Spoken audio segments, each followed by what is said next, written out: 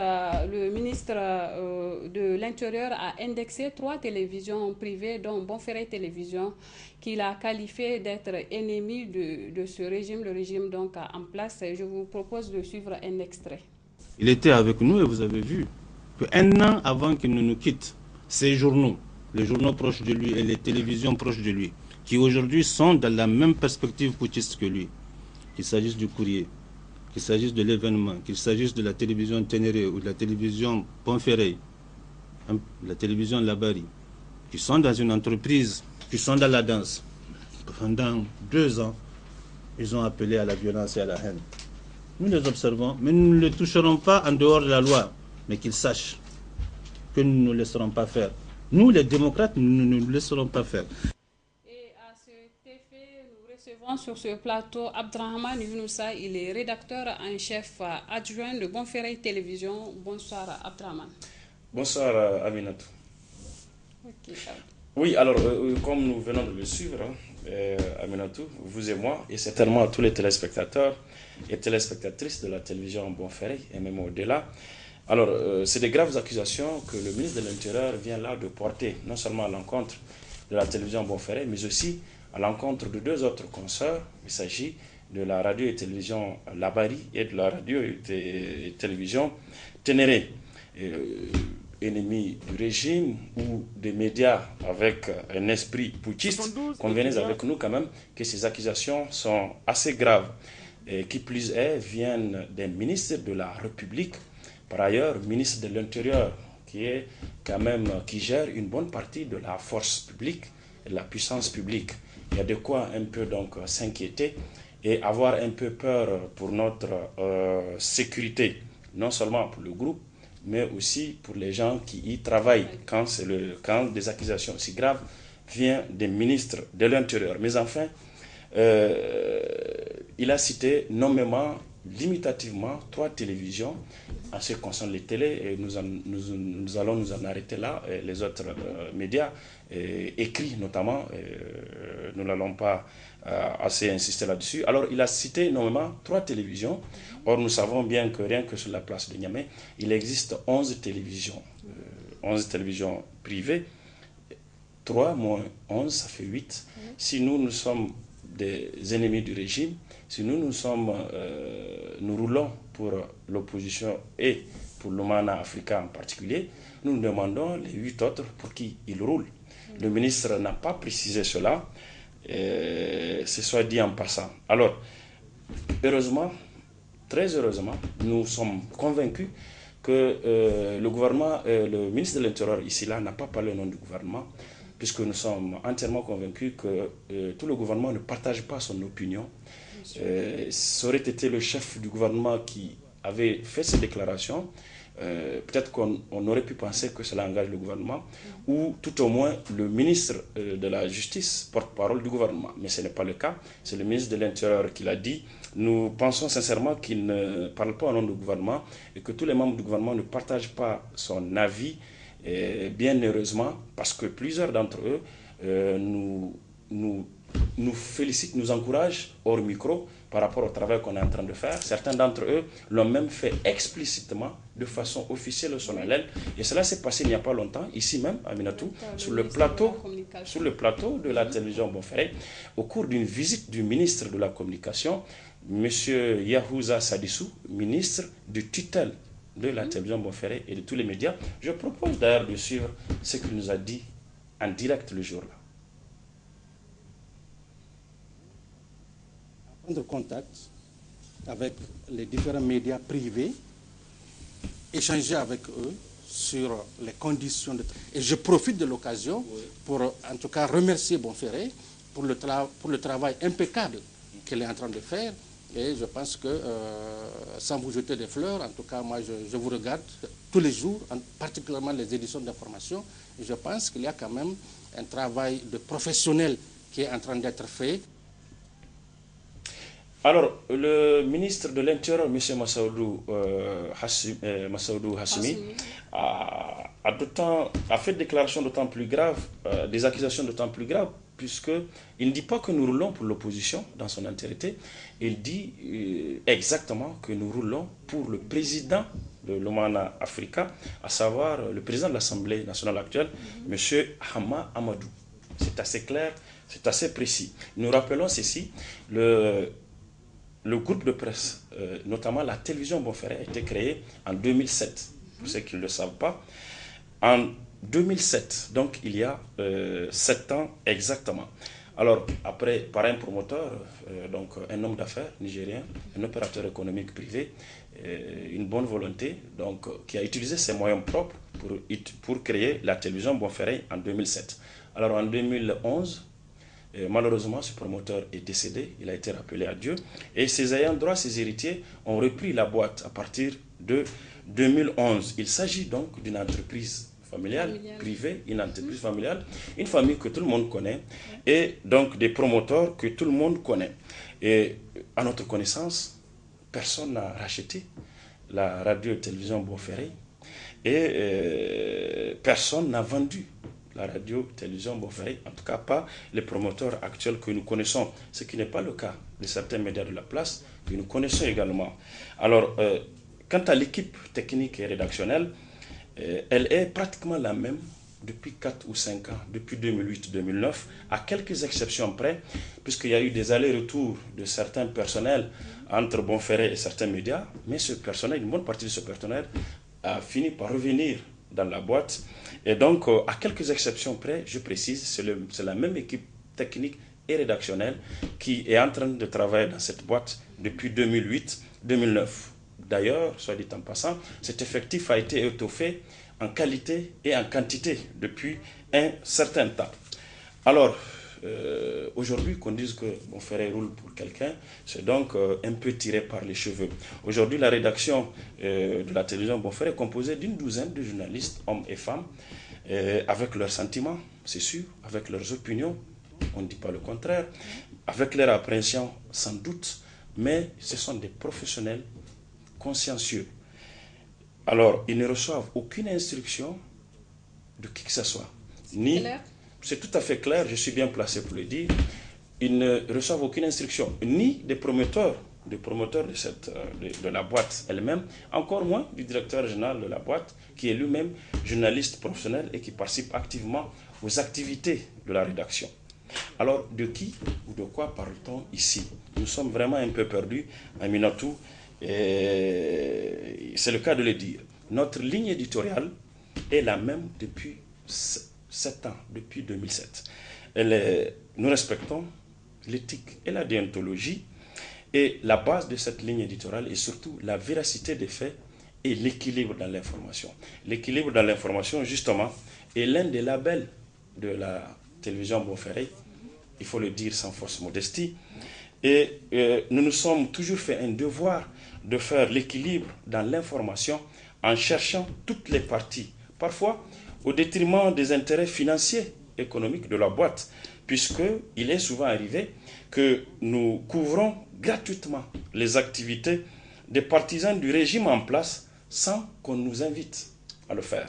C'est arrivé plusieurs fois. Par exemple, Bonferré n'a jusqu'ici pas été rémunéré ou payé pour sa couverture médiatique du 6e congrès ordinaire du PNDS Tareya de 28 et 29 décembre 2013, alors que certains médias qui ont couvert cette même activité ont été payés à coups de millions de francs CFA. Cela ne nous empêche cependant pas, ou ne nous a pas empêché de continuer à couvrir les activités de son parti dans le souci de l'équilibre de l'information.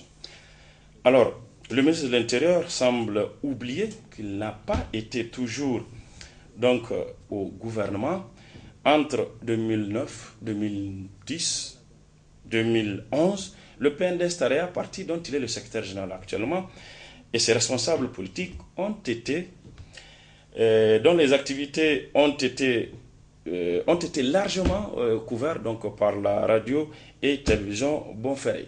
Nous avons assez d'archives pour illustrer ce que nous disons, et beaucoup de militants du PNDS Tareya et de l'opposition de l'époque savent de quoi on parle. Pour rafraîchir la mémoire à ceux qui ont oublié, je vous propose de suivre quelques morceaux choisis dans ces archives. Ça C'est officiel, le président de la République veut changer la constitution de notre pays. Le ministre de la Communication, porte-parole du gouvernement, Mohamed Ben Omar, l'a confirmé. Son Excellence, Monsieur le Président de la République, va soumettre au peuple une nouvelle constitution. Cette entreprise est tout à fait à l'opposé d'une révision constitutionnelle. Le principal parti d'opposition, le PNDS Taria, a dénoncé ce matin une tentative de violation flagrante de la Constitution par des affairistes. Une foule hallucinante et en liesse. Sur le podium, Mahamadou Issifou a qualifié de coup de force l'organisation d'un référendum pour l'avènement d'une 6e République. Le Tazarché a désormais un chef déclaré, le président de la République lui-même. Est-ce que c'est nous qui devons prendre la décision à l'Assemblée nationale? Je vous ai dit que nous ne le ferons pas, donc le débat prend fin. Il faut comprendre, la Constitution est supérieure au président de la République. Parce que ce n'est pas la Constitution qui est venue au pouvoir. C'est au nom de la Constitution qu'il donne des ordres à l'administration civile et militaire. Cette centrale syndicale ont signalé que le président de la République veut instaurer un régime monarchique et dictatorial par l'organisation des référendums anticonstitutionnels inopportuns et rétrogrades. Par ces actes, le président de la République a dépassé les limites du supportable. Estime que moins de 5% des Nigériens ont réellement participé au scrutin. Les informations qu'on a eues pour le bureau de vote de Niamey, à Niamey, il y a eu moins de 4% de taux de participation sur la base des chiffres qui nous ont été donnés par certains membres du bureau de vote. Pour Marou Amadou et Abdoulaye Tiemogo. Quelques responsables politiques tentent d'avoir accès au palais de justice. Le niet est catégorique, l'accès est interdit. L'effet de la masse aidant, des slogans sont lancés pour exiger la libération de Marou Amadou. Les esprits s'échauffent, les manifestants tentent de forcer le passage, la police riposte.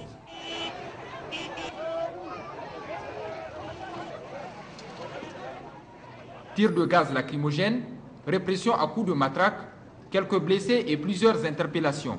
La CFDR dénombre au moins 50 arrestations. Conformément au mot d'ordre de marche suivi de meeting lancé par la CFDR, les militants des partis politiques et structures de la société civile membres de la coordination commencent à se réunir. Puis interviennent les premiers tirs de gaz lacrymogène. Décidément, la police est déterminée à passer à l'action. Les militants postés à la devanture du siège se dispersent à travers les artères des quartiers. D'autres cherchent refuge au sein du siège. Il y a plusieurs autres tirs de gaz lacrymogène. Certains militants seront tabassés. Les leaders, eux, sont toujours retranchés au sein du siège de la NDP.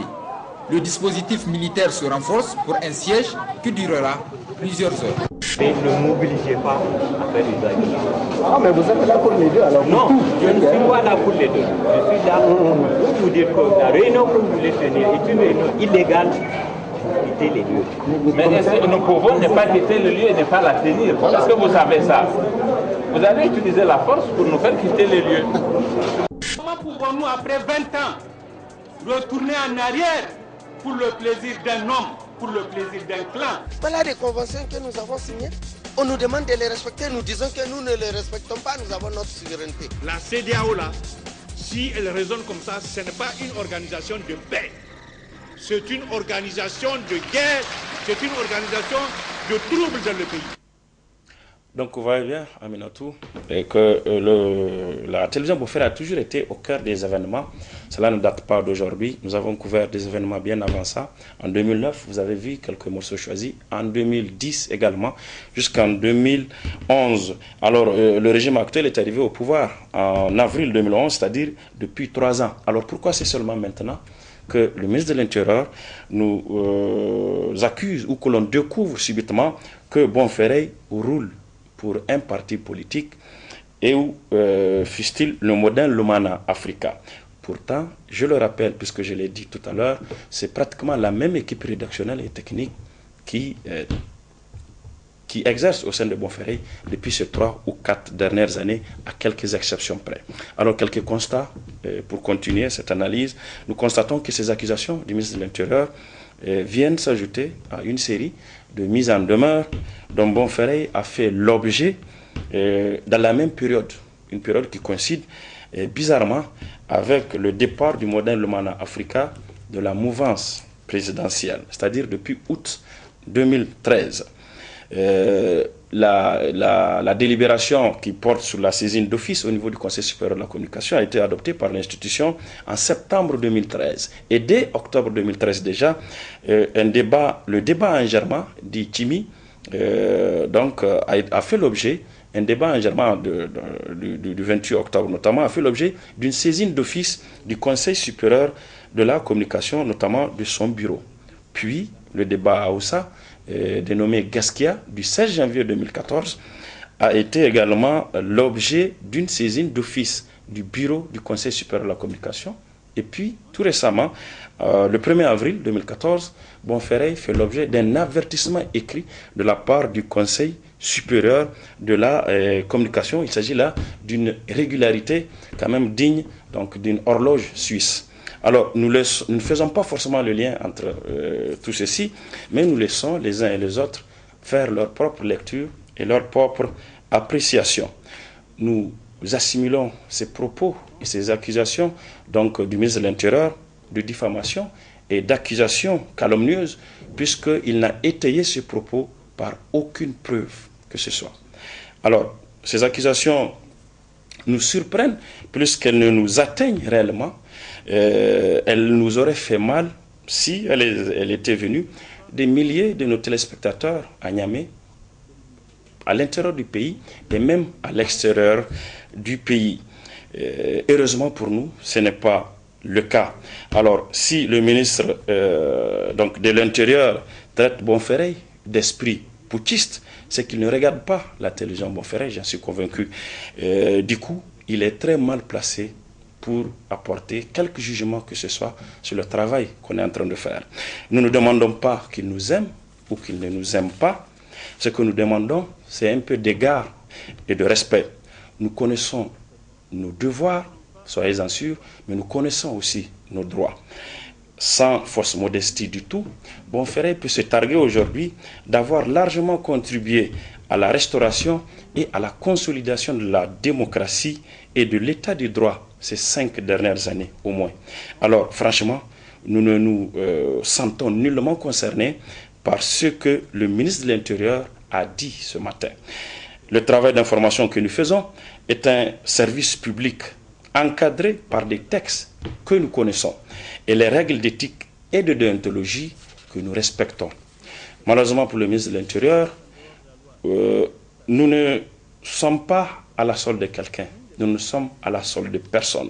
Nous sommes plutôt à la solde de la démocratie, à la solde des droits humains, de la liberté et de la vérité, au service du public, tout le public, sans exception, dans l'humilité et le respect. Voilà qui est dit. Merci Abdraman. Je vous en prie, merci Aminat.